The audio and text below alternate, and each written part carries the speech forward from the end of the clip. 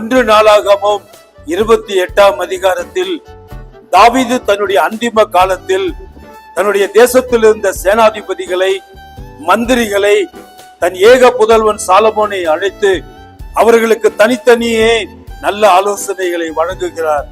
சாலமோனை கூப்பிட்டு ஆலோசனை சொல்லும் பொழுது, நான் கட்ட முடியாத ஆலயத்தை நீ கட்டப் போகிறாய். அதற்கு முன்பதாக நீ தெரிந்து கொள்ள வேண்டிய 3 காரியங்கள் உண்டு. உன் தகப்பனுடைய தேவனை நீ அறிந்து கொள்ள வேண்டும். 2வதாக, நீ முழு இருதயத்தோடும் அந்த தேவனை நீ ஆராதிக்க வேண்டும். 3வதாக, நீ அந்த தேவனை தேடினால் நீ கண்டுபிடிப்பாய். இந்த 3 காரியங்கள் சாலமோனுக்கு மாத்திரமல்ல, நமக்கும் தேவையாய் இருக்கிறது. கிறிஸ்துவம் என்பது வழி வழியாய் வருவதல்ல.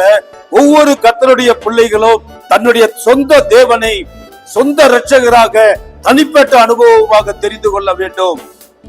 நம்முடைய ஆதி தகப்பன் ஆபிரகாம் விசுவாசத்தின் தகப்பனாய் இருந்தான். ஈசாக்கு அவரும் பயபக்திக்கு, தேவனுடைய பயபக்திக்குரியவர் என்கிற நற்சாட்சி பெற்றார். அதற்கு பின் வந்த 3வது தலைமுறை யாக்கோபு எப்படித்தான் கெட்டு போனானோ தெரியவில்லை. அந்த மனிதன் ஒரு எத்தனாய் மாறினான், ஏமாற்றினான், தன் ஜீவனுக்கு பயந்து அவன் ஓட ஆரம்பித்தான். இரவிலே ஒரு கல்லின் மேல் படுத்து உறங்கினான், தரிசனங்களை பார்த்தான்.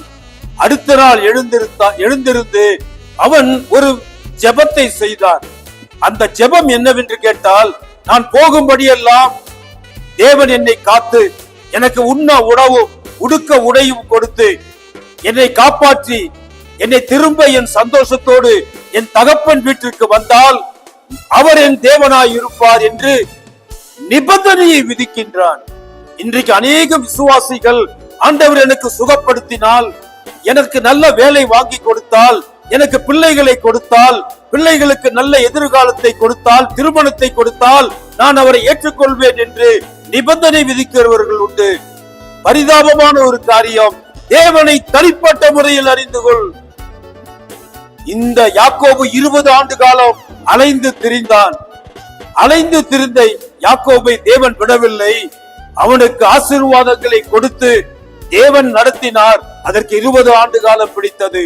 தேவனை தேடினால் உடனே கண்டுபிடிப்பாய், நீ காணுவாய் என்று சொன்ன அந்த ஆலோசனை கெட்டு போய்விட்டது.